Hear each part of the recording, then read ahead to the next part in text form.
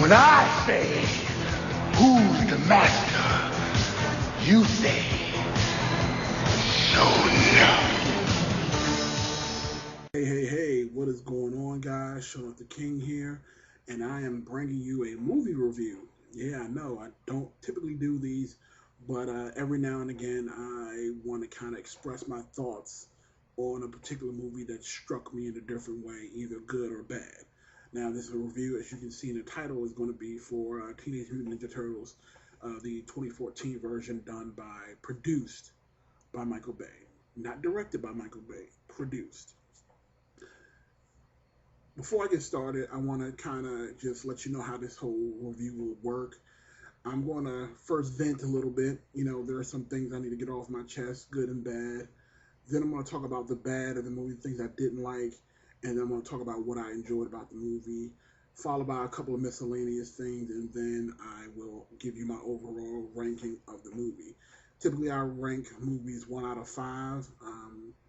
Also, at the end of this particular video, I want you guys to make sure you stay. So what I'll be doing is I will be rating all the feature films of Teenage Mutant Ninja Turtles from the very first movie back in the early 89, I believe it was either 1989 or 90, all the way up to now, the Michael Bay production. I'll rank them from my best to the worst, and at the end of the video, I'd love you guys to also let me know what you thought of the movie itself, as well as let me know what your favorite turtle movies are from best to worst. All right, so now we got this housekeeping stuff taken care of. Let's jump into the review. Now, what I want to do first is just kind of rant a little bit. Movie critics. Now, I have an issue with movie critics. Now, don't get it twisted. I know some of you are probably thinking now, show enough, aren't you a movie critic? No, I am not a movie critic, and shame on you for saying so. I am a movie reviewer. I am a vlogger. I am a movie reviewer, and there's a clear distinction between the two. A movie critic is someone who probably went to journalism school, who probably works for some company, who does this stuff, who he gets paid to critique movies. I, on the other hand, am a regular person like you. I am a fan of movies, and I review them because I enjoy it. Now, there is a distinction where I can get paid for it, but, you know, that's pretty much the only real difference. Now, I feel like a lot of times the issue that I have with critics in general is that they have a one-track mind. I feel like they get up on their high horses and they shoot down movies because they don't meet their special little guidelines in their head that they've created for themselves. And then they have the nerve to sit there and try to tell you, the viewer, that, hey, I am licensed and I'm registered to be able to tell you what's good and what's bad. I think it's all bullcrap. And then with this movie, it's a prime example. So right now, and every now and again, you'll see me look away because I'm just making sure I have all my notes jotted down. Right now, it looks like Rotten Tomatoes has this movie rated at 19% rotten. 19% rotten.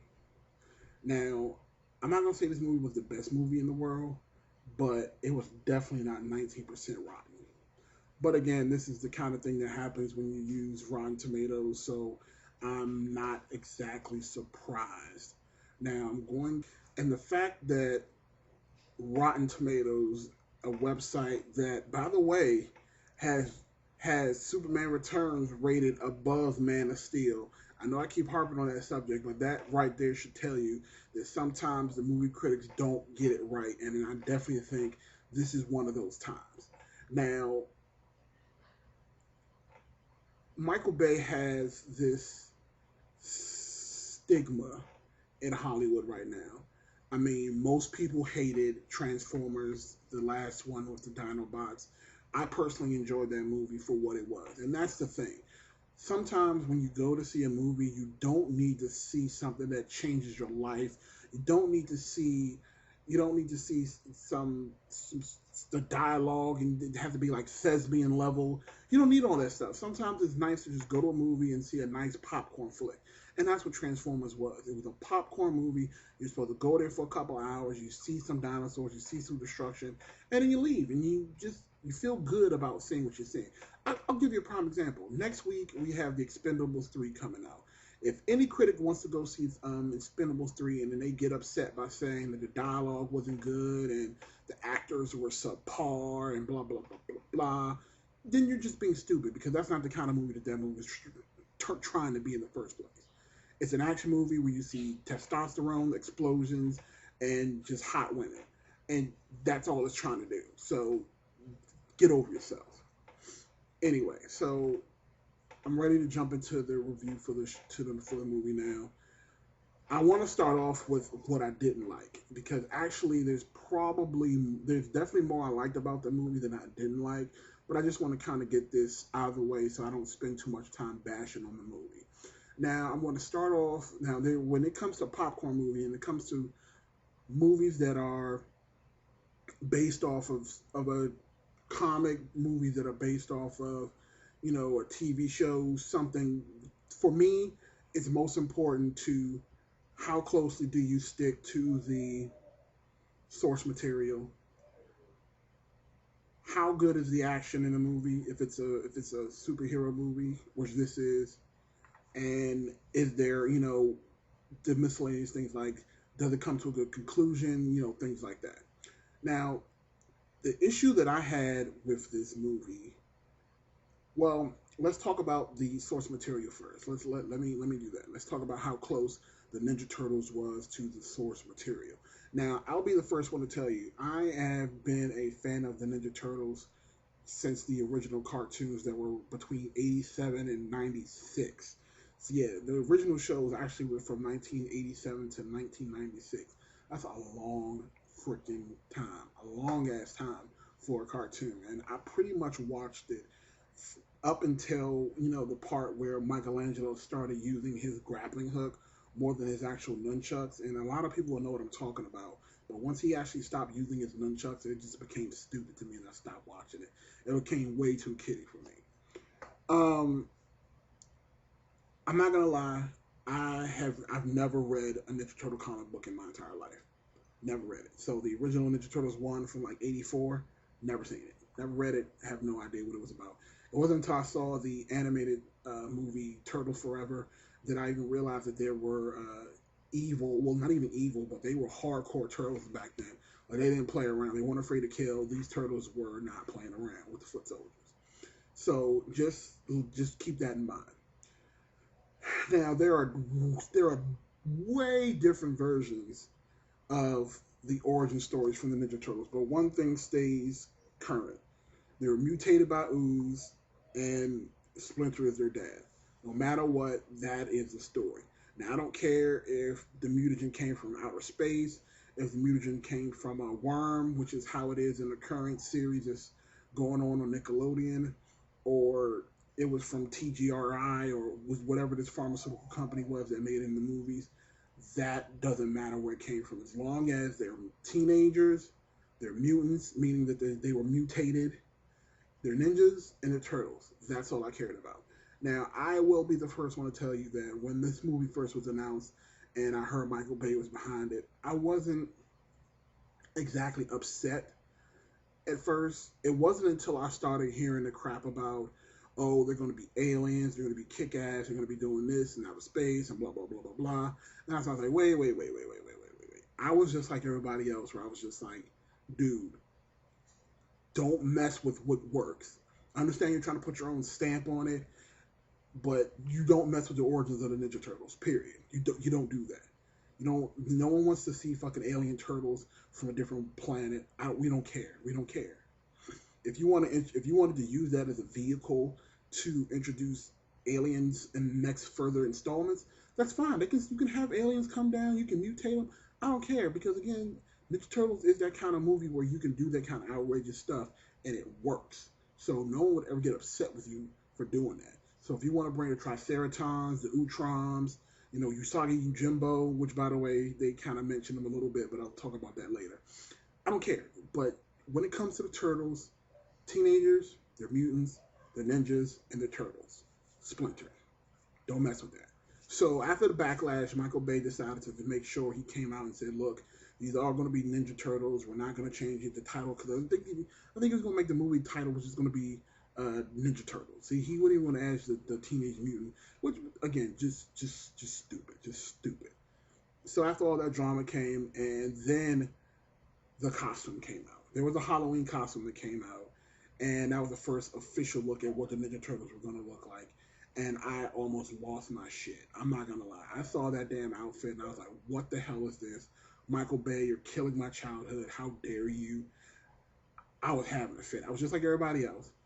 But then a couple of weeks later, the first images of the Turtles dropped, and literally my mouth dropped. I was like, wow, just wow. And at the same time, they showed the new Shredder, and he was humongous. Had blades everywhere. It was just ridiculous. And after that, I was like, I didn't have anything to say. I was like, you know what? You got it, Michael. That's all I wanted.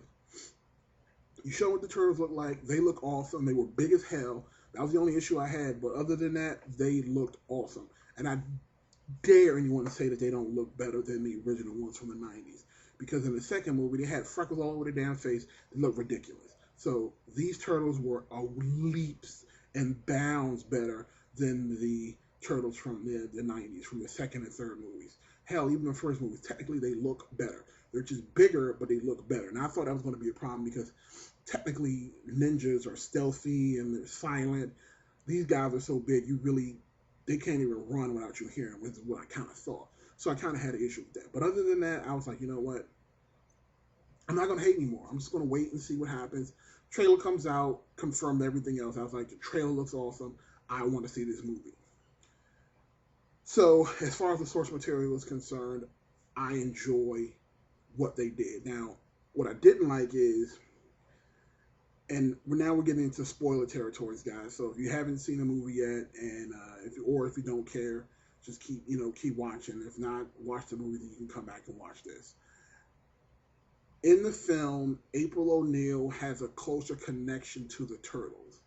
And I'll get to my own thoughts on April O'Neil in general, but I kind of just want to start talking about how she is connected to the Turtles.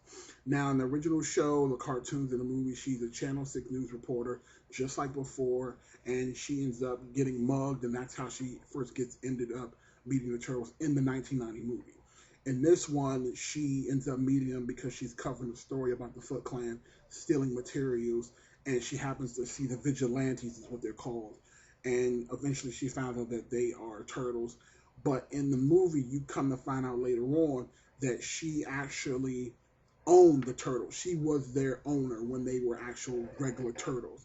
And she actually had a pet rat named Splinter that she named. So in this movie, we learn when April O'Neil was young, she owned the turtles with her father, who had a lab, who worked with the main guy who we thought was Shredder at the beginning, but now he's not actually the Shredder. I know it sounds like I'm going crazy, but just stick with me. Just keep rolling with me. Roll with me. So April owns the turtles. She had a laboratory with her. Well, she didn't have a laboratory. Her dad had a laboratory where the turtles were being experimented on with the mutagen. So they were getting fed the mutagen at a very young age, and so was Splinter. All of them was getting mutated on. And then there was an explosion at the lab. She rescued the turtles and put them in the sewer, and that's when they started to mutate and grow and get big and became who they ended up becoming. Now, I'm not gonna lie. When I first saw that, I was like, "What the fuck?" But then I kind of was just like, "It's not how it was in the comics or the shows or the movies." But I'm not gonna nitpick. I was like, me personally, I didn't like it, but then it kind of grew me. I was just like, so what? She found the turtles. What's the big deal? So I kind of moved past that.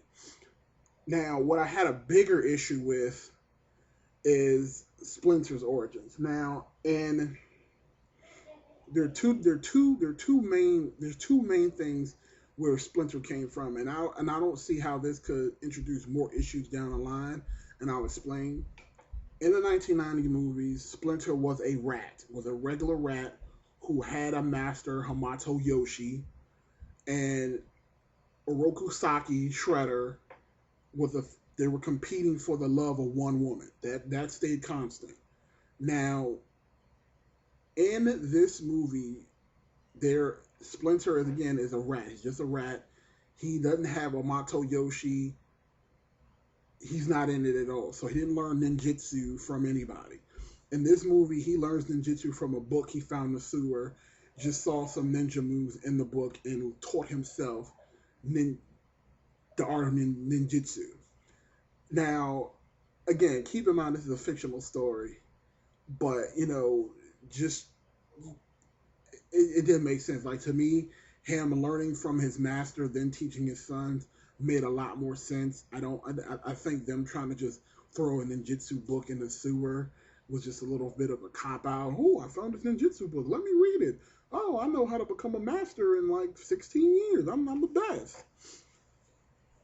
I thought that was kind of stupid. I'm not gonna lie, but again, I can move past that. And the reason why I say that is because we know now in the series that's going on right now in Nickelodeon, uh, Splinter was a human who touched the mutagen after he touched a rat and became Splinter. He mutated himself, his human self, with the rat to become Splinter. Now, the reason why that has a significance is because if you're currently watching the new series, Splinter has a daughter. Her name is Karai, and she was raised by the Shredder. Now, in this movie, the Michael Bay produced film, there is a ninja who is a female. Now, I believe her name was Karai, but obviously she can't be Splinter's daughter because Splinter was never human. He was always a rat. So I don't understand what that will provide in the future installments of the movies. But come to think of it, Karai didn't do much in the movie anyway. She basically got knocked around like a beach ball anytime she came near a turtle. And I don't blame her because these dudes are like literally like 7 foot tall. So forget about that. Anyway, now the issue that I'm going to talk about in general that I didn't like about this movie, it had to be the first 45 minutes of the movie was it was hard to watch, man. I mean, it was just so dull. Things were moving so slowly. I, I was afraid. I'm not gonna lie. When I first sat down, I was like, all right, I'm gonna get this. I'm gonna get this movie. I'm gonna give this movie a fair shot. And then I found myself like,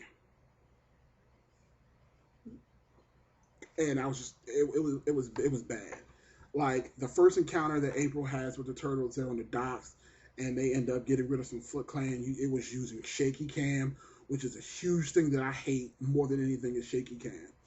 And all you saw was just a shadow picking up. They were picking up shipping containers and knocking the Foot Clan into the ocean, and it was just bad. It was bad. And then the second battle with the Foot Clan that they had was in the subway. Now you saw bits and pieces of this in the trailer, but in the subway system, the Foot Clan kidnaps civilians to draw out the turtles, and the turtles come in and save the day. And one of the big issues that literally made my mouth drop was the fact that in the sewer you barely see the turtles put a hand.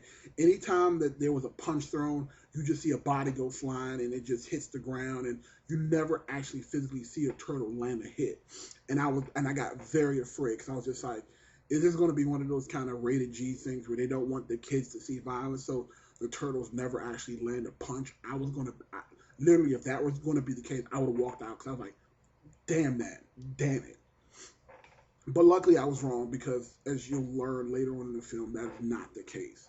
So, April meets the turtles for the first time, and that's when the movie kind of kicks off. Like, from the moment April follows the turtles to the roof, the movie just gets better and better and better. So, like I said, the only bad things I said, like I mentioned before, with the origins and the whole Splinter, all of that in the first like 20-30 minutes of the film. Up until that point, the movie was kind of dull. I didn't like the first two action scenes with the Foot Clan. I thought it was stupid, redundant, and it wasn't filmed well in my opinion. Now, the moment April interacts with the turtles for the first time, and that's where the bulk of the trailers lie, in their first encounter, where she doesn't really say anything. They kind of just introduce themselves, and she faints. All that is golden. It's beautiful, beautiful, beautiful, beautiful. The turtles are funny. Their ninja skills are fantastic. Their banter back and forth.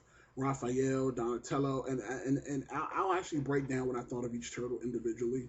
Um, I want to start with Leonardo because, funny enough, Leonardo didn't have as big of a role in this movie as I thought he would have. And honestly, the two turtles that probably had their time to shine most was Michelangelo. Then I would say Donnie. Then I would say Raphael, and then I would say Leonardo. It's weird because typically Leonardo is the one that kind of, he's the leader. He has most of the action scenes and screen time. Honestly, he didn't. He had the least amount, in my opinion. Now I could be wrong here, but whatever. But like I said, as far as the turtles are concerned, Michelangelo was hands down the best. He is my favorite Ninja Turtle, followed by Donatello. Followed by Raphael, then Leonardo, then Donatello. But in this particular movie, Michelangelo was hilarious. Just his stupidity, his geeky wit. It was all good. It was great. And the fact that he kept hitting on April, it just literally had me chuckling in my seat the entire time. And that's what you want to see in a popcorn movie. The turtles, their design is fine. Even Michelangelo had his rocket skateboard that Donatello made him. Donatello's staff is actually pretty awesome because it has like tons of pressure where he can compress it, but then just hit a button and it like kind of shoots out, and it has the ability to flip trucks. It's an amazing bow staff, I gotta tell you. I told a little bit about the turtles. I want to talk a little bit about April O'Neil. The April O'Neil, I won't talk too much about it because again, this is Teenage Mutant Ninja Turtles. I'll touch on the fact that Megan Fox is the actress who was playing her. She did a fine job. She did okay. I didn't hate her performance. Again, this is Ninja Turtles, so I didn't really expect her to be a thespian. And she's easy on the eyes. I didn't have a problem with her. You find me anybody who thinks that Megan Fox is not easy on the eyes, then I call them a liar. Because she's probably one of the hottest females out there. She didn't hurt the movie at all. That's all I can say. So let's talk about Splinter. All right, so the part where I knew that this movie was going to be off the chain was when Splinter was in the sewer and started disciplining the turtles, and Splinter's tail is ridiculous. Like literally, Splinter was. And let me pause there. So the Foot Clan, they track the turtles down in their sewer because they put a tracker on April's business card. Follow them into the sewer, and their goal is to capture the turtles so they can get their mutagen and make more of it so that they can use it for their nefarious plans. They track the turtles to the sewer, and then a fight ensues. Splinter gets up and starts wrecking shit. Like, literally, these foot soldiers are coming in. Splinter is taking these guys out like it's nothing. Like, literally, he's able to fight with his hands, but at the same time, you never see his tail moving. His tail is grabbing by the neck and throwing him by the foot and flipping him over. He's like moving like lightning. Like, there's this one scene where he jumps down on a guy. It's like three guys laid down on the ground, and Splinter runs up to him, and it's just like, brrr, brrr, brrr. Like he was mopping the floor with these guys. It was amazing. Then the Shredder shows up, and I was like, oh shit. Like literally, I'm sitting in my seat. I'm like, oh shit, Shredder's here, about to go down. So Splinter immediately goes after the Shredder, and he's handling his own. Like Shredder's in his new pimped out suit, looks like a cross between the Elysium suit with Matt Damon and the normal Shredder suit. It's totally badass. It has like 1,001 knives on it, and the knives actually, when they go out, they can actually return to him because they're magnetic. They can come back to the Shredder, so he doesn't need to end up losing them once he throws them out. So him and Splinter are having this gigantic showdown while the other turtles are fighting in the other parts of the sewer.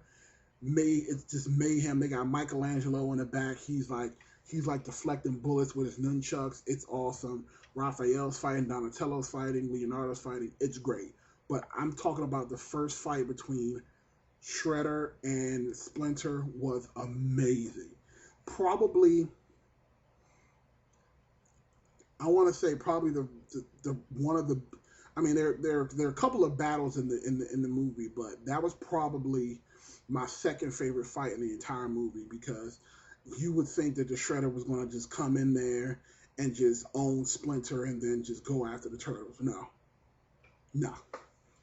Splinter was holding his own. You that little ninjutsu book he read served him well because him and that tail was giving Shredder the business. Like he would wrap it around Shredder's neck and then would just jump all over the place and was just like punching him and kicking him. I can't even explain it. I can't even explain it in detail. But that at that point right there, I was like, okay, this is the kind of movie I want to see. So the battle takes place here. The Turtles get kidnapped. Everybody but Raphael. Splinter is gravely wounded by the Shredder, but not killed. And the only two that's left is Raphael, Vernon Fenwick, and April. They go off to rescue the other Turtles at the main base. The other big set piece in this movie, which again we saw in the actual trailers, was this battle on the Snow Peak. You know, where everyone's sliding down this big, huge mountain. That kind of happens after they rescue the Turtles, where Raphael rescues the Turtles from the building. Raphael actually ends up having another battle with the Shredder by himself and gets his ass handed to him. Like he tried valiantly, but Shredder was just too good. And just the way the speed of Shredder in that big suit is what surprises you because you think that he's in his mech suit and can't move well. No, this guy's moving around like he doesn't have anything on at all, like he's fighting in his drawers. And like he's just whooping Raphael's ass left and right. He's like slamming him on the ground, was cracking his shell. It was amazing. The other Turtles get free. They jump into this truck and then they're off to catch the Shredder as they, try to stop the nefarious plan. And then now we're talking about the major set piece of this movie, which is this chase scene as they're sliding down the side of a mountain. Now you can tell that Michael Bay had his hands all up in this scene because there's trucks, there's explosions, there's grappling hooks. It's amazing. Like it doesn't disappoint. Like let me tell you, people, I was watching this scene like by the edge of my seat, and I was just like, yo, this is amazing. Like they're like sliding down the aisle on their shells, the side of the mountain on their shells. Leonardo gets electrocuted and it's like passed out. So then, Raphael's like, let me jump into it. And then Donnie's like, no, let me be the badass this time. And he jumps out to go help his brother. I don't want to spoil anything for you because, again, I don't want to talk about the actual scene in detail for people who hadn't seen it. But let's just say it's just amazing. It was amazing. They even had like a scene where, and again, it had its dumb moments where like the truck that's sliding down the mountain, Vernon's trying to steer it, and April, she actually tries to get her camera out and still's trying to be a journalist. Let me snap a picture while we're falling to our death. So she got her camera out and she ends up and she's like hanging out the window and Vernon kind of looks to the left and sees her, just her nice little derriere hanging out the window. I mean, like I said, not bad to look at. Anyway, so that scene was just amazing. Let me tell you, it definitely delivers. So you would think that was kind of the last big set piece for this movie. No. Just like in the first movie, the original Ninja Turtles from 1997? No. Not, it was in the 80s. I think it was like 89. It's probably 89. At the end of that movie, there was an epic fight with Shredder against the Turtles on a rooftop of a building. And I guess as an homage to that first movie, they do the exact same thing. The final battle with the Shredder takes place on a rooftop. And it's the 4 Turtles versus Shredder by himself. And again, it does not disappoint. Like, the fight choreography in this movie was amazing. It really was. Like, I didn't see it coming. Like, and they don't hold punches. Like, the Turtles are landing shots. Shredder is definitely landing shots. And again, it actually makes Shredder look like a viable villain. Like, one of the main issues people had with another movie, Guardians of the Galaxy, they felt like the main villain of the movie, he didn't really feel like a credible villain. He was a bad guy. They didn't understand the point of him being evil. In this movie, not the same. Shredder was definitely a viable enemy. He was knocking these guys around like they were 4 feet tall. Literally. They would jump up to him, bam, would smack them. They would go flying off the side of the building. They would have to catch themselves. They would jump back up, and then they would all try to tag team them again. He was mopping the floor with them. It was amazing. It was amazing. And again, I don't want to fanboy because again, I'm the kind of person that can enjoy a movie for what it is. The action was great. The comedy was great. The banter back and forth was great. I was sitting in my seat and I was laughing my butt off between Michelangelo, hitting on April, and Donatello's just his facial expressions as he's trying to just like save the day with his little computer. It was great. Like I said, April's fine. I didn't have an issue with Megan Fox. Shredder as a villain was amazing. He was amazing. Like, he was a viable villain. Like, I was afraid for them at points. I was just like, yo, Shredder's kicking our ass. And Raphael even said it. He's like, look, we got to do something. This guy's kicking our ass. He said that. So, anyway, they defeat Shredder. Shredder goes down, and there's one special part I need to pay attention to. He was holding the canister of mutagen as he fell, and he kind of touched it and kind of rubbed it on his hand. Kind of mutated himself, so to speak. Now, that, to anyone else who doesn't know, is how Shredder becomes Super Shredder. So if they do make another movie, which I have no reason why they wouldn't, we might see Super Shredder. Just saying. So I'm about done. I don't want this video to run over too much. I just want to let you guys know what I thought overall. Out of a 5, I would give this movie a 3. Maybe a 3.5. Between the 3 and the 3.5. Story was great. Villain was great. Action was great. The side characters, other than the turtles, were I didn't really care about Vernon. April was good on the eyes, but other than that, I mean, her acting was fine too. But again, Megan Fox, she's hot. Whoopi Goldberg's cameo was pointless. All those other side characters. You don't come to see Ninja Turtles for the people anyway, so I don't really hold that against them. Again, I thought, like I said, the first 20 to 30 minutes of the movie itself was just hard to watch, but right at that part where they infiltrate the sewer, it just shot up. It was just amazing. I definitely want you guys to go see this movie. Don't listen to movie critics. This movie is great. I personally was against it at first, but I was proven wrong. Like I said, Michael Bay, he's a lot of things, but he makes good movies. Critics don't like his movies, but think about it. They trashed Transformers: Age of Extinction, and that movie made over $1 billion. There's only 2 or 3 other movies this year that have made $1 billion, and it wasn't Captain America. It's not going to be Guardians of the Galaxy, and it's not Spider-Man. I don't even think X-Men made $1 billion yet, and those were all pretty good movies. So the fact that Michael Bay was one of the only superhero-esque movies this year, and he's the only one that made $1 billion. He's critic-proof. He's critic-proof. I imagine this movie's going to probably make about $65 to $70 million this weekend, which will make it officially a giant hit. It is what it is. So, but now before I go, I want to tell you guys really quickly how I rank my Ninja Turtle movies. My first favorite is the original Teenage Mutant Ninja Turtles movie from 1989. That movie will always have a fond place in my heart. I really enjoy this movie, but that one is still the best. Like that fight scene in April's antique shop with Raphael fighting the Foot Clan on the roof, and then they fight all the way down to the basement. That can't be beat. And then on top of that, the battle with the roof with Shredder, again, fantastic. My number 2 movie will be, funny enough, it'll be the Michael Bay Ninja Turtles movie. I really enjoyed it. I think if you go back and you watch these other Turtle movies from the 90s, you'll see what I'm talking about. Now, number 3 will actually go to the CGI Ninja Turtles movie. I don't know if you guys remember it or not. There was a few years back, about 5-6 years ago, they actually rebooted the series, and they made a Teenage Mutant Ninja Turtles movie where it was all CG.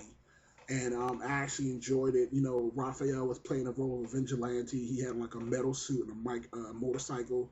I thought it was actually pretty good. After that, I will probably end up going with Secret of the Ooze. Secret of the Ooze used to be my favorite Ninja Turtles movie until I actually grew up and watched it again, and you realize that, wait a minute, you know, they got the Vanilla Ice, you got Tokar, Razor, but then you actually go back and watch it as an adult and you realize these guys never actually use their weapons at all. Go back and watch it. See if Leonardo or Raphael actually use their weapons in that movie at all. They don't. And finally, the least favorite Ninja Turtles movie will be the 1998 run, where they go back in time to feudal Japan, and Raphael falls in love with a woman and wants to stay behind. No one should have to watch that movie. No one. But again, that's it. That's my pick. Let me know what you guys think. Comment in the section below and put down your list of your Turtles movies. Also, thumbs up the video if you enjoyed it. Showed up the king, and you guys have a great day.